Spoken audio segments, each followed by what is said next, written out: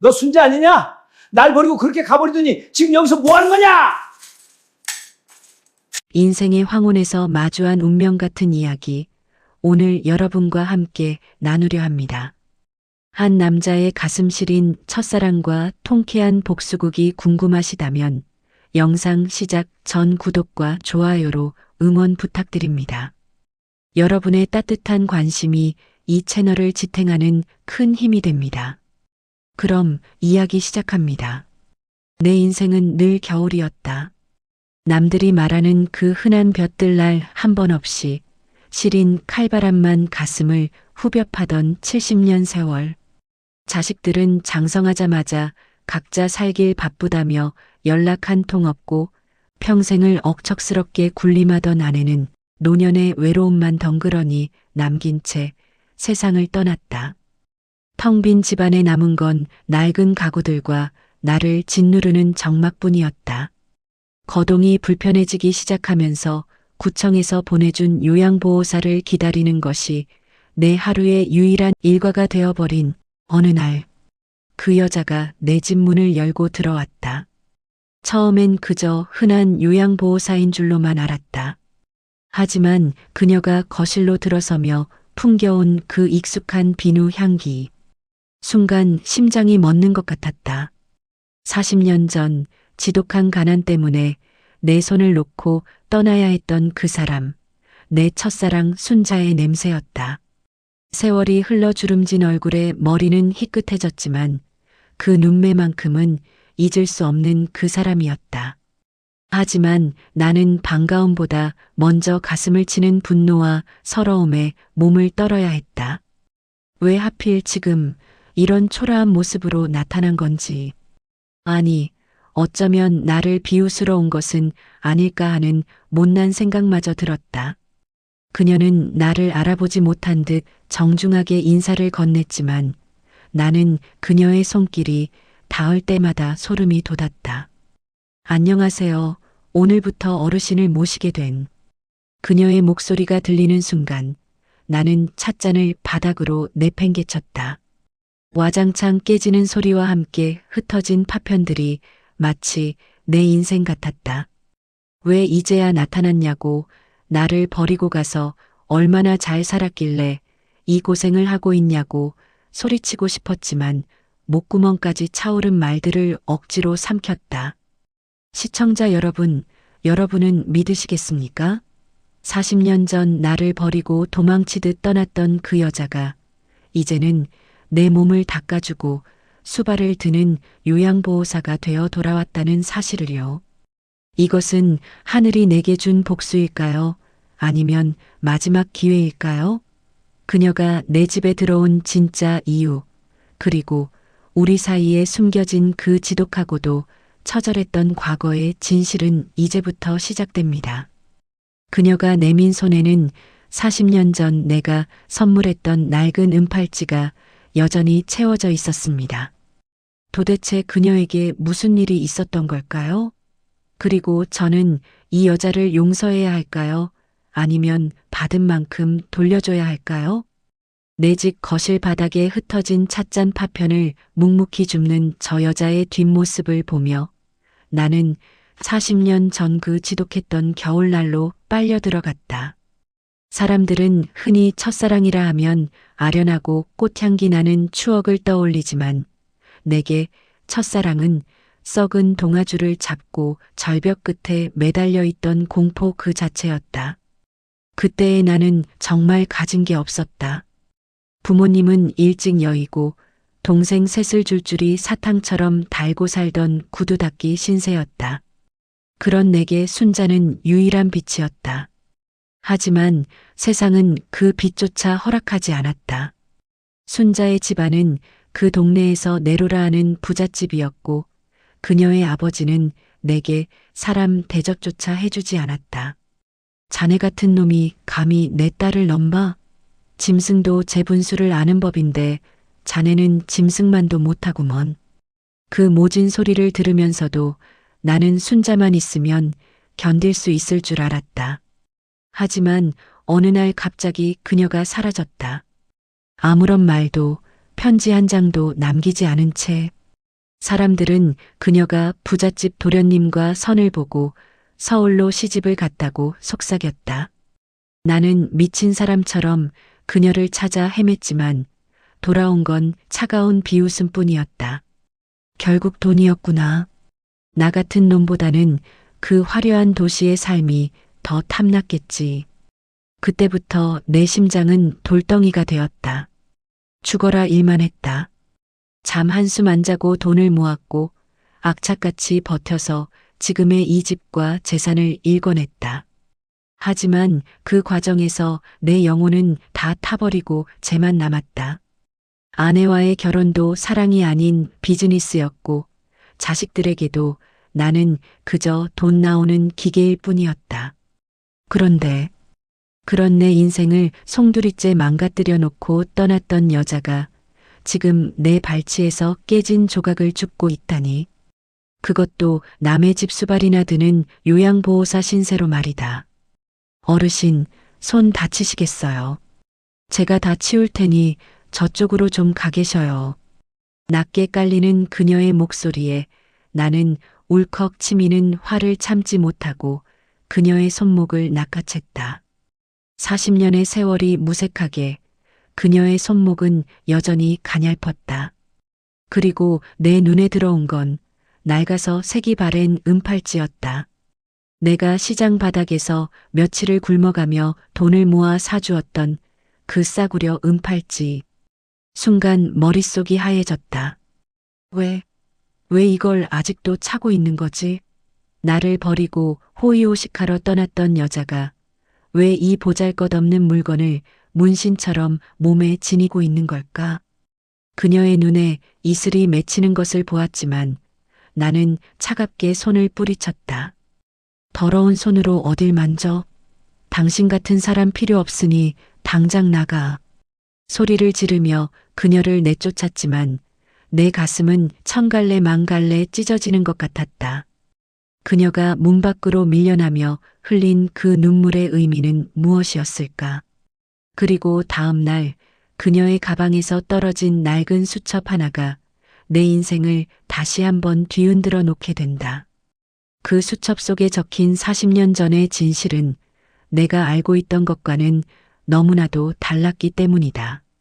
그녀를 매몰차게 내쫓고 난 뒤 현관문 앞에 덩그러니 놓인 낡은 청가방 하나가 눈에 들어왔다. 당장이라도 쓰레기통에 처박고 싶었지만 이상하게도 자석에 이끌리듯 그 가방으로 손이 갔다. 가방 안바닥에는 모서리가 다 닳아버린 작은 수첩 하나가 떨어져 있었다. 떨리는 손으로 첫 장을 넘긴 순간 나는 숨을 쉴 수가 없었다. 1994년 겨울 내가 그녀를 원망하며 술로 밤을 지새우던 그날의 날짜가 적혀 있었다. 비뚤비뚤한 글씨체 하지만 한자 한자 꾹꾹 눌러 쓴 그 문장들이 내 심장을 난도질하기 시작했다. 오늘 그 사람의 집이 불길에 휩싸였다는 소식을 들었다. 아버지가 보낸 사람들이라는 걸 안다. 나를 보내주지 않으면 그 사람뿐만 아니라 동생들까지 가만두지 않겠다고 협박하신다. 내 심장을 도려내는 것보다 아프지만 나는 오늘 그 사람을 떠나기로 했다. 그 사람이 살 수만 있다면 나는 지옥으로 걸어 들어가도 좋다. 눈앞이 흐려졌다. 내가 그토록 증오했던 그녀의 배신이 사실은 나를 살리기 위한 처절한 몸부림이었다니. 수첩 뒷장으로 갈수록 내용은 더 참혹했다. 그녀는 부잣집으로 시집을 간 게 아니었다. 아버지가 강제로 맺어준 혼처는 도박 중독자의 폭력을 일삼는 괴물 같은 놈이었고 그녀는 그 지옥 같은 집에서 하루하루를 매 맞으며 버텼다. 수첩 곳곳에는 핏자국인지 눈물 자국인지 모를 얼룩들이 가득했다. 그녀가 도망치지 못한 이유는 단 하나였다. 그녀의 아버지가 내 뒤를 계속 감시하며 만약 순자가 도망치면 내 인생을 완전히 망가뜨려 놓겠다고 끝까지 협박했기 때문이었다. 그녀는 나를 위해 자기 인생을 통째로 제물로 바친 것이었다. 이 바보 같은 여자야. 왜 말을 안 했어? 왜 혼자 그 매를 다 맡고 있었냐고. 텅 빈 거실에서 나는 짐승처럼 울부짖었다. 40년 동안 나는 그녀를 돈 보고 떠난 꽃뱀이라 욕하며 복수만을 꿈꿔왔는데 정작 그녀는 그 모진 세월 속에서도 내가 선물한 10,000원짜리 은팔찌 하나를 유일한 생명줄처럼 붙잡고 버텨온 것이다. 그런데 더 기가 막힌 사실이 수첩 마지막 장에 적혀 있었다. 최근 날짜로 기록된 문장 하나가 내 눈을 찔렀다. 그 사람이 몸이 많이 안 좋다는 소문을 들었다. 요양보호사 자격증을 따서라도 그 사람 곁으로 가고 싶다. 나를 알아보지 못해도 좋다. 그저 마지막 가는 길에 따뜻한 밥 한 끼라도 내 손으로 해주고 싶다. 그것이 내 남은 생의 유일한 소원이다. 심장이 터질 것 같았다. 그녀는 복수를 하러 온 것도 나를 비웃으러 온 것도 아니었다. 오로지 죽어가는 나를 돌보기 위해 자기 몸 하나 건사하기 힘든 나이에 요양보호사 일을 배워서 나를 찾아온 것이었다. 나는 당장 밖으로 튀어나갔다. 아까 소리를 지르며 밀쳐냈던 그 여린 어깨가 떠올라 미칠 것만 같았다. 동네 어귀를 미친 듯이 뒤지며 그녀의 이름을 불렀다. 순자야, 순자야. 하지만 길 어디에도 그녀의 모습은 보이지 않았다. 그때 저 멀리 전봇대 아래에 힘없이 주저앉아 있는 가냘픈 실루엣 하나가 보였다. 그녀의 어깨가 가늘게 떨리고 있었다. 나는 그녀에게 다가가려다 멈칫했다. 저 여자를 내가 감히 다시 잡을 자격이 있을까? 그리고 그 순간 골목 끝에서 검은 세단 한 대가 끼익 소리를 내며 멈춰섰다. 차에서 내린 험악한 인상의 남자가 순자의 머리채를 휘어잡으며 소리를 질렀다. 이 할망구가 어디 숨었나 했더니 당장 돈 안 내나? 대체 저 남자는 누구이며 왜 순자를 괴롭히는 것일까요? 40년 만에 나타난 첫사랑 뒤에 숨겨진 또 다른 추악한 그림자. 저는 과연 그녀를 저 지옥에서 구해낼 수 있을까요? 멀리서 들려오는 날카로운 고함과 순자의 비명. 나는 심장이 덜컥 내려앉았다. 전봇대 아래 주저앉은 순자의 머리채를 휘어잡고 흔드는 건 시커먼 가죽 재킷을 입은 험상궂은 사내였다. 이 할망구가 진짜 죽고 싶나? 요양보호사질에서 번 돈 다 어디다 숨겼어? 당장 내놔. 이 미친 할매야. 사내의 입에서 나온 충격적인 단어, 할매 알고 보니 그놈은 순자의 아들인 것이었다. 도박에 미쳐 순자를 지옥으로 몰아넣었던 그 괴물 같은 남편이 죽고 난 뒤 그 피를 그대로 이어받은 의붓아들이었다. 순자가 평생 매 맞으며 키워냈건만 돌아온 건 도박빚을 갚으라며 노모의 푼돈까지 갈취하는 인면수심의 만행이었다. 나는 눈이 뒤집혔다. 40년 전 가난 때문에 내 여자를 지키지 못했던 무능한 청년은 이제 없었다. 나는 담벼락에 세워진 낡은 목재 지팡이를 집어들고 미친 듯이 달려갔다. 이 천벌 받을 놈아. 당장 그 손 놓지 못해. 내 고함의 사내가 고개를 돌렸다. 뭐야, 이 영감탱이는? 당신이 뭔데 참견이야? 이 할망구한테 몸이라도 팔았어? 그 더러운 입에서 나오는 말 한마디 한마디가 내 가슴에 불을 질렀다. 사내는 내 지팡이를 빼서 바닥에 던져버리고 나를 밀쳤다. 비틀거리며 넘어지는 순간 순자가 울며 내 앞을 가로막았다. 안 돼. 이분은 상관없는 분이야. 제발 그만해. 내가 돈 구해다 줄게. 그녀는 바닥에 무릎을 꿇고 빌었다. 나를 지키기 위해 그 모진 수모를 당하면서도 나를 모르는 사람이라 부정하며 빌고 있는 것이었다. 40년 전이나 지금이나 이 여자는 오로지 나를 위해 자신을 버리고 있었다. 사내는 비열하게 웃으며 순자의 가방을 뒤져 꼬깃꼬깃한 10,000원짜리 몇 장을 뺏어 들고는 침을 뱉으며 사라졌다. 내일까지 300만 원 안 만들어 놓으면 내가 일하는 이 집구석 불 질러버릴 줄 알아. 멀어지는 차 뒷모습을 보며 나는 주먹을 피가 나도록 꽉 쥐었다. 순자는 바닥에 흩어진 소지품들을 주우며 연신 미안하다는 말만 되풀이했다. 죄송합니다, 어르신.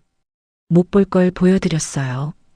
당장 그만둘 테니 제발 신고만은 하지 말아주세요. 그 애가 교도소라도 가면 저는 정말 바보 같은 여자. 그 짐승 같은 놈이 감옥에 갈까봐 걱정하는 게 아니라 그놈이 나를 해칠까봐 겁이 나서 떠나겠다는 것이었다. 나는 그녀의 거친 손을 덥석 잡았다. 순자야, 나 봐라. 나 광식이야. 정광식? 내 이름을 부르자 그녀의 눈동자가 흔들렸다. 40년 만에 처음으로 서로의 이름을 부른 순간이었다. 그녀는 내 얼굴을 차마 쳐다보지 못하고 고개를 떨구며 오열했다. 미안해. 이런 모습으로 나타나서 정말 미안해, 광식 씨. 나는 그녀를 품에 안았다. 그리고 결심했다. 내 남은 생이 얼마가 남았든 내 모든 재산과 인맥을 동원해서라도 저 짐승 같은 놈을 지옥으로 보내버리겠다고. 나는 당장 휴대폰을 꺼내 내가 아는 가장 유능한 변호사와 뒷조사 전문가에게 전화를 걸었다. 나 정광식이다. 사람 하나 매장시켜야겠다. 법으로 할 수 있는 가장 잔인한 방법으로 그놈 인생을 탈탈 털어버려. 시청자 여러분, 이제부터 진짜 사이다가 시작됩니다. 돈과 권력 앞에서 법망을 피해가던 그 양아치 놈이 과연 분노한 노인의 재력 앞에서 어떻게 무너지는지 똑똑히 보여드리겠습니다. 순자의 눈에서 피눈물을 뽑아냈던 그놈들에게 내려질 처참한 심판, 그리고 제가 준비한 기막힌 함정이 무엇인지 궁금하시지 않나요? 그날 밤 나는 잠을 이룰 수 없었다.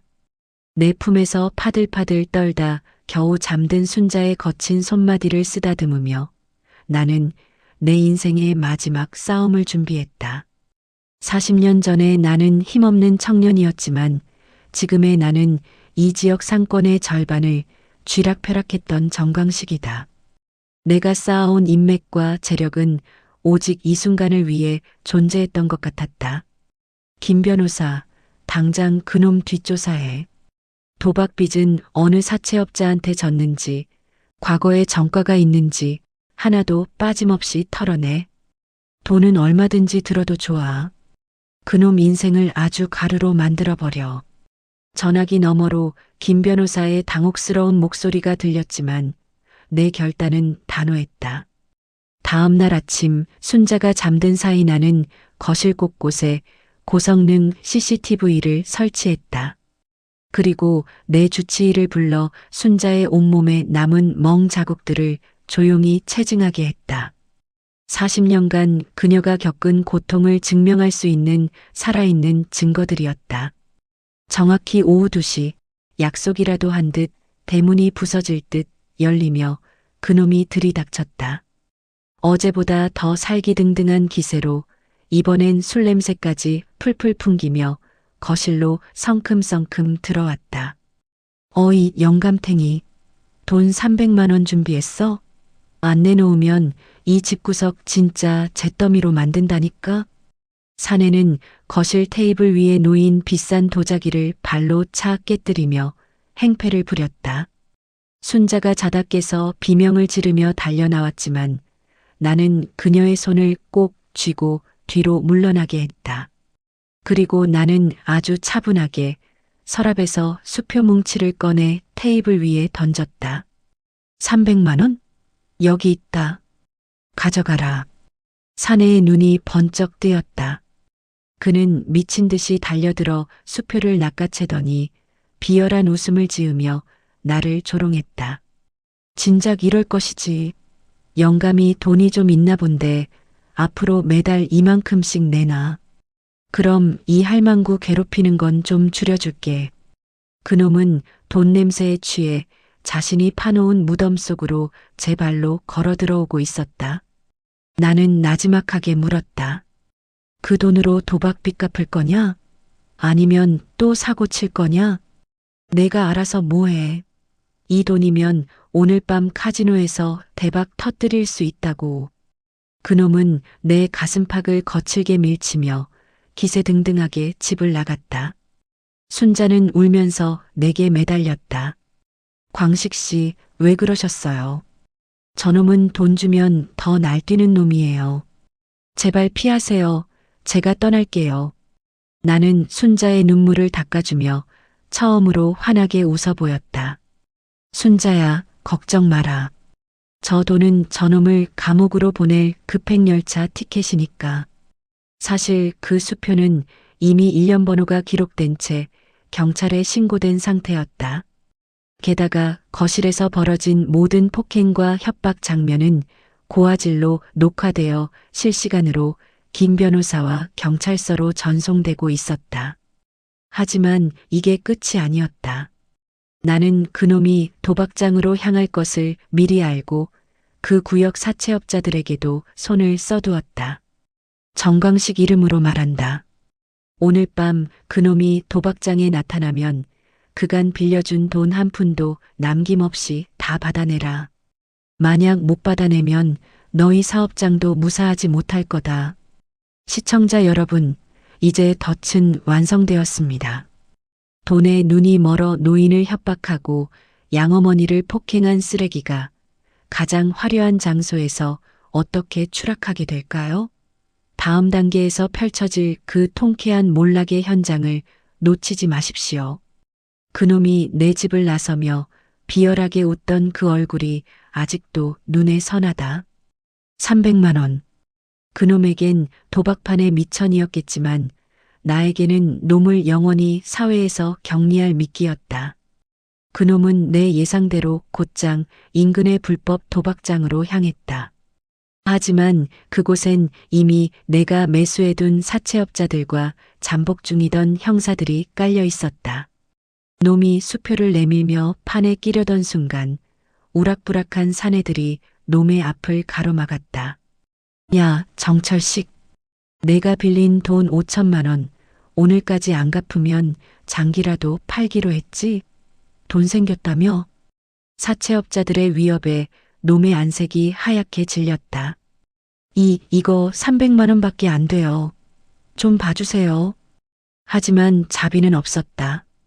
그 순간 형사들이 들이닥쳤다. 도박 현장 급습과 동시에 내가 미리 제출한 가스라이팅, 상습 폭행, 협박 증거물들이 효력을 발휘했다. 놈은 수갑이 채워지는 순간에도 소리를 질렀다. 이거나 우리 어머니가 저 영감탱이 꼬셔서 받아낸 돈이야. 내가 왜 잡혀가? 경찰서 유치장에 갇힌 놈은 곧바로 기소되었다. 내가 준비한 변호인단은 놈의 과거 전과까지 모조리 들춰내 가중 처벌을 이끌어냈다.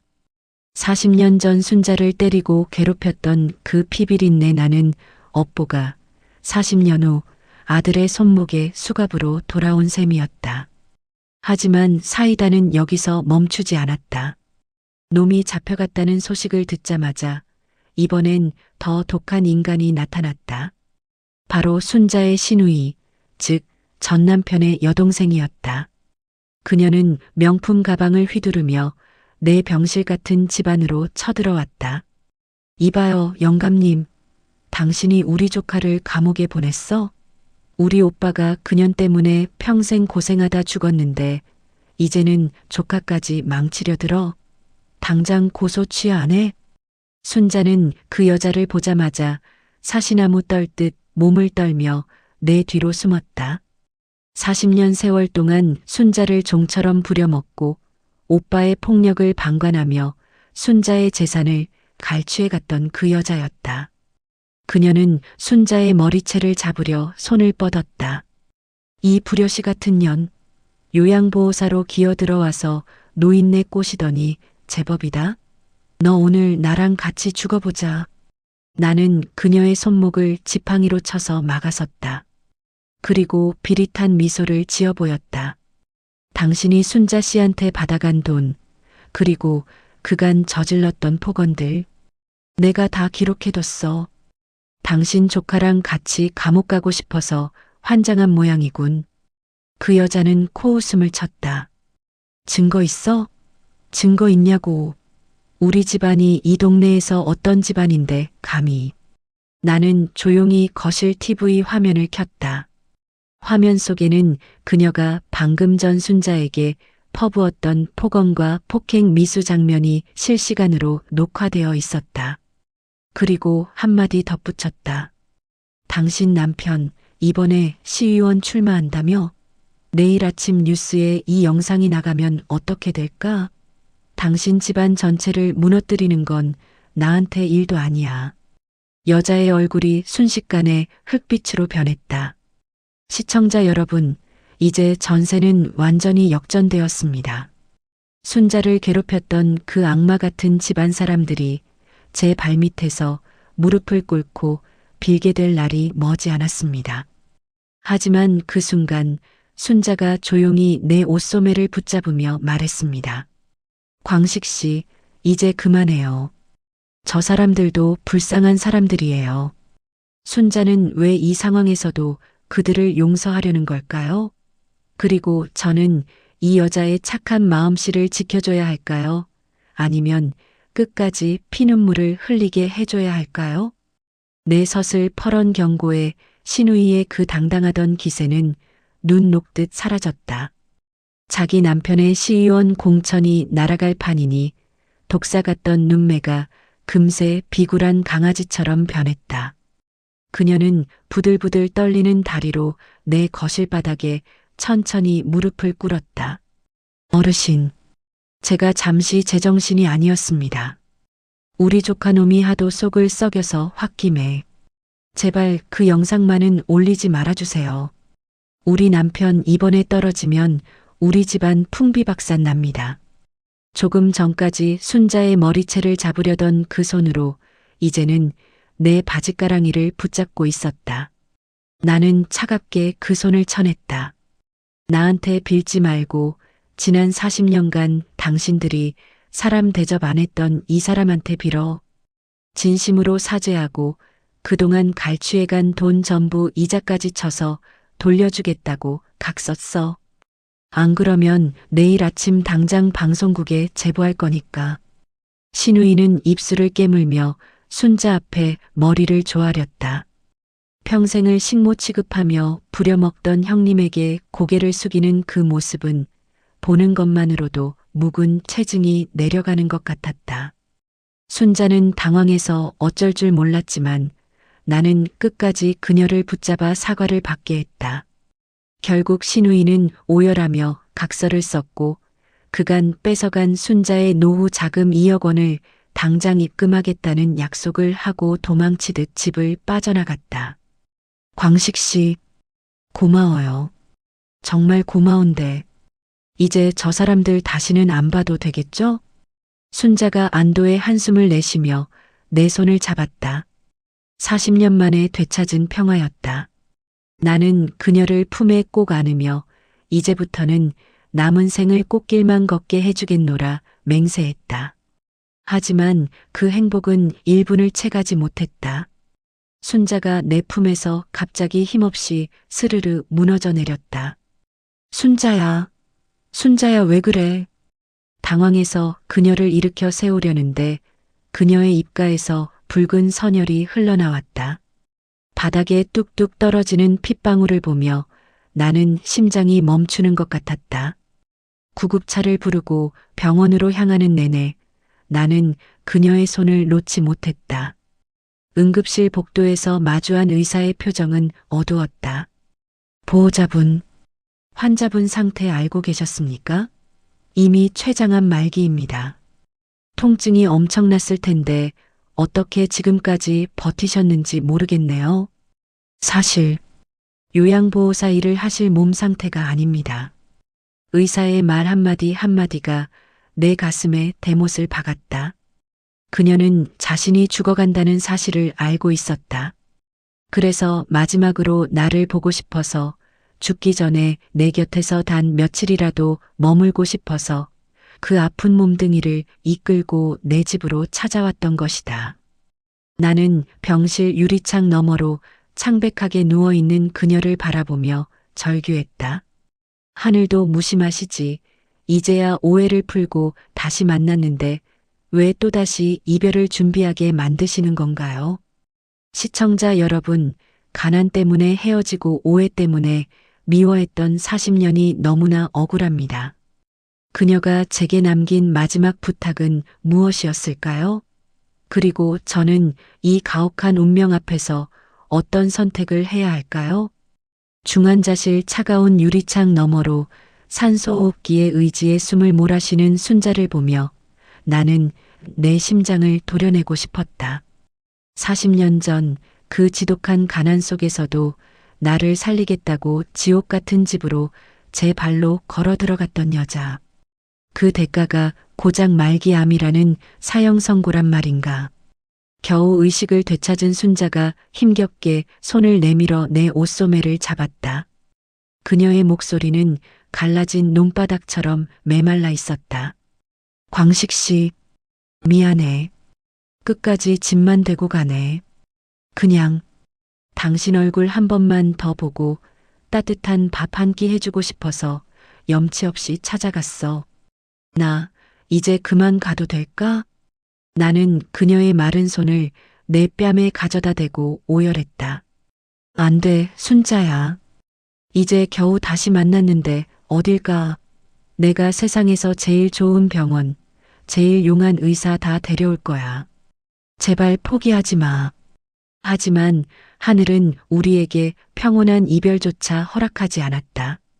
병실 문이 거칠게 열리며 어제 무릎을 꿇었던 신우이와 그놈의 형제들이 떼거지로 몰려들어왔다. 그들의 눈에는 슬픔 따위는 없었다. 오직 탐욕스러운 광기만이 가득했다. 형님, 죽기 전에 말해봐요. 어제 그 영감탱이가 주기로 한 2억 어디다 빼돌렸어? 그거 우리 오빠 재산이나 마찬가지인데 엉뚱한 놈한테 주면 안 되지. 신우이는 산소호흡기를 낀 순자의 어깨를 흔들며 소리를 질렀다. 병원 복도가 떠나가라 소란을 피우는 그들의 모습은 인간이 아니라 굶주린 하이에나 같았다. 순자는 공포에 질려 숨을 헐떡였고 모니터의 심박수는 위험하게 요동치기 시작했다. 나는 분노로 몸을 떨며 그들 앞을 가로막았다. 이 짐승만도 못한 것들. 사람이 죽어가는데 돈 얘기가 나와? 당장 안 나가면 이 자리에서 다 죽여버릴 줄 알아. 이 영감이 노망났나? 법적으로 우리가 직계 가족이야. 당신은 남남이라고. 형님 재산 우리가 관리할 테니 당신은 비켜. 그들은 법을 운운하며 나를 밀쳐내려 했다. 하지만 그들은 몰랐다. 내가 이미 김 변호사를 통해 순자의 신변 보호와 재산 처분에 관한 모든 법적 절차를 마쳤다는 사실을 말이다. 나는 품 안에서 서류 뭉치를 꺼내 그들의 얼굴에 던졌다. 이거 봐라. 순자 씨가 정신 있을 때 이미 모든 재산을 사회에 환원하고 남은 권리는 나에게 위임한다는 공증 서류다. 너희가 가져갈 건 단돈 1원도 없어. 아니, 오히려 너희가 그동안 순자 씨 이름으로 빌린 사채와 도박빚, 내가 다 인수했어. 이제부터 너희 채권자는 바로 나, 정광식이다. 순식간에 병실 안이 정적에 휩싸였다. 돈을 뜯으러 왔던 자들이 이제는 빚쟁이 앞에 선 죄수처럼 사르르 떨기 시작했다. 나는 병원 보안 요원들을 불러 그들을 쓰레기 치우듯 밖으로 끌어냈다. 복도에서 들려오는 그들의 비명과 욕설을 뒤로하고 나는 다시 순자의 손을 잡았다. 순자야, 들었지? 이제 너 괴롭히는 놈들 아무도 없어. 우리 딱 하루만이라도 좋으니 우리 예전에 같이 가고 싶어 했던 그 바닷가로 가자. 순자는 힘겹게 미소 지으며 고개를 끄덕였다. 이것은 우리 인생의 마지막 여행이 될 것이다. 그리고 나는 그곳에서 그녀에게 줄 마지막 사이다 선물을 준비하고 있었다. 시청자 여러분, 죽음을 앞둔 첫사랑과 떠나는 마지막 여행.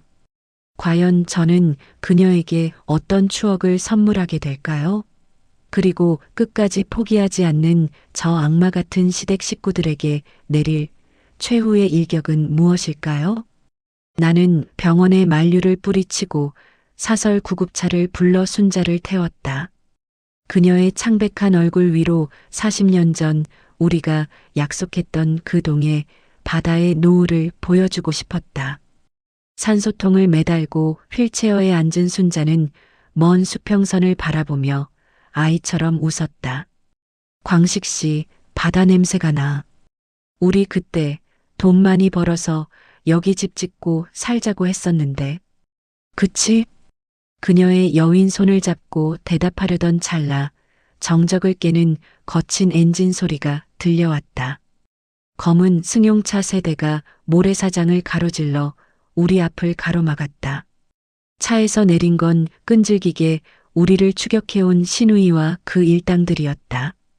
그들은 이제 아예 몽둥이까지 들고 살기등등한 표정으로 다가왔다. 이 노인네가 미쳤나? 죽어가는 환자를 빼돌려? 형님, 죽기 전에 서류에 도장 찍어. 어제 그 2억, 그리고 이 영감탱이 재산까지 다 우리한테 넘긴다고 써. 신우이는 순자의 휠체어를 거칠게 낚아채려 했다. 그 순간 나는 품 안에서 무전기를 꺼내 조용히 신호를 보냈다. 지금이다. 전부 다 잡아들여. 사방에서 매복하고 있던 경찰차들이 사이렌을 울리며 쏟아져 나왔다. 당황한 신우이 일당이 도망치려 했지만 이미 퇴로를 차단한 상태였다. 나는 그들 앞에 김 변호사가 준비한 수천 페이지 분량의 고소장을 내밀었다. 너희가 그동안 순자 씨를 폭행하고 기초연금까지 가로채 도박 자금으로 쓴 모든 내역, 그리고 40년 전 순자 씨 아버지를 협박해 혼인관계를 강요했던 그 추악한 과거까지 전부 증거로 제출했다. 공소시효? 내가 법망을 촘촘히 짜놨으니 기대해도 좋아. 신우이는 바닥에 주저앉아 비명을 질렀다. 이게 다 전현 때문이야. 전현이 꼬셔서 그런 거라고. 경찰들이 그들의 손목에 수갑을 채워 연행해가는 뒷모습을 보며 나는 차갑게 뱉었다. 아니, 이건 40년 전 내 형님이 흘린 피눈물 값이 이제야 청구된 거다. 감옥에서 평생 속죄하며 살아라. 소란이 잦아들고 다시 고요해진 바닷가.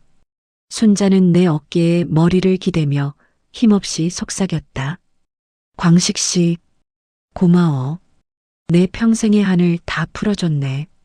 이제 나 하나도 안 아파. 너무 따뜻해. 그녀의 눈동자 속에 비친 노을이 서서히 흐려지고 있었다. 나는 그녀를 더 꽉 껴안았다.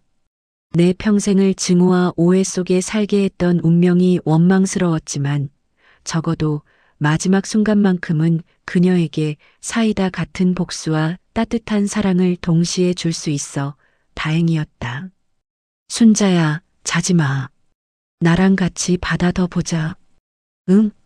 하지만 그녀의 대답은 돌아오지 않았다. 그녀의 손등에 채워져 있던 낡은 은팔찌가 노을빛을 받아 마지막으로 반짝였다. 시청자 여러분, 40년을 돌아온 사랑은 이렇게 짧은 만남을 뒤로하고 이별을 고했습니다. 하지만 저는 여기서 멈추지 않을 겁니다. 그녀가 남긴 마지막 유언, 그리고 제가 준비한 진짜 최종 복수가 아직 하나 더 남아있거든요. 그녀의 고개가 내 어깨 위로 툭 떨어지는 순간 세상의 모든 소리가 멈췄다. 밀려왔다 나가는 파도 소리조차 그녀의 마지막 숨결처럼 서글펐다. 40년 전 가난 때문에 놓쳤던 그 손목의 은팔찌는 차갑게 식어갔지만 내 가슴 속엔 그 어느 때보다 뜨거운 불길이 타올랐다. 순자야, 고생 많았다. 이제 그 무거운 짐 다 내려놓고 편히 쉬어라. 남은 일은 이 오빠가 다 정리할게. 나는 그녀의 장례를 세상에서 가장 화려하고 경건하게 치러주었다. 평생을 식모라 비하하며 무시했던 시댁 식구들이 감옥에서 TV 뉴스로 이 장면을 보게 만들었다.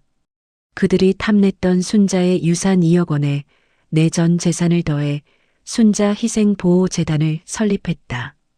평생 폭력과 가난에 시달리는 노인들을 돕는 재단이었다. 장례식장에 몰래 찾아온 신우이의 남편, 즉 시의원 후보였던 그 남자는 내 발치에 엎드려 빌었다. 제발 살려주십시오. 아내의 잘못입니다. 제 공천만은 유지되게 해주세요. 나는 그의 얼굴에 순자의 영정사진 앞에 놓였던 찬물을 끼얹었다. 당신 아내가 내 여자를 때릴 때 당신은 어디 있었나? 방관도 죄라는 걸 똑똑히 가르쳐 주마. 나는 그간 모은 신우이 일가의 모든 비리 자료와 폭행 영상을 언론사에 뿌렸다. 시의원 후보는 하루아침에 매장당했고 그 집안은 몰락했다. 도박장에 있던 의부사들 놈은 상습 폭행과 공갈 협박으로 징역 10년형을 선고받았다. 내가 고용한 변호인단은 그놈들이 가석방으로 나올 틈조차 주지 않고 과거의 죄를 샅샅이 파헤쳐 추가 기소를 이어갔다. 그들이 감옥 안에서 평생을 후회하며 늙어갈 동안 나는 순자와 약속했던 그 바닷가 언덕에 작은 집을 지었다. 거실 창가엔 그녀가 좋아하던 들꽃을 심고 매일 아침 그녀의 영정 앞에 따뜻한 밥 한 그릇을 올린다. 순자야, 오늘 날씨 참 좋다. 너랑 같이 마셨으면 참 좋았을 텐데. 비록 몸은 곁에 없지만 나는 이제 외롭지 않다. 40년 전에 오해는 풀렸고 나를 위해 지옥으로 걸어 들어갔던 그녀의 고귀한 사랑을 이제야 온전히 가슴에 품었으니까. 시청자 여러분, 인생은 참으로 짧고 덧없습니다. 하지만 진심 어린 사랑과 그 사랑을 지키려는 의지는 세월도, 가난도, 죽음도 이겨냅니다. 저를 괴롭혔던 악인들은 이제 차가운 담장 안에서 죄를 씻고 있고 저는 이곳에서 순자와의 영원한 로맨스를 이어가려 합니다. 여러분의 인생에도 늦게라도 찾아올 진실한 사랑이 있다면 부디 놓치지 마십시오. 그리고 그 사랑을 방해하는 악의 앞에서는 절대 물러서지 마십시오. 정의는 반드시 승리하고 진심은 반드시 닿는 법이니까요. 지금까지 제 기구하고도 애틋한 70년 인생 이야기를 들어주셔서 감사합니다. 제 이야기가 여러분의 가슴에 작은 위로와 통쾌한 사이다가 되었기를 바랍니다. 지독한 악연을 운명적인 사랑으로 바꾼 한 남자의 결단, 여러분은 어떻게 보셨나요? 억울한 눈물은 닦아주고 못된 인간들에겐 매운맛을 보여주는 시원한 사연들. 앞으로도 놓치지 않고 듣고 싶으시다면 화면 아래 구독과 좋아요를 꼭 눌러주세요. 여러분의 클릭 한 번이 저에게는 가장 큰 위로와 응원이 됩니다. 오늘도 사랑하는 사람과 후회 없는 하루 보내시길 바랍니다. 시청해 주셔서 감사합니다.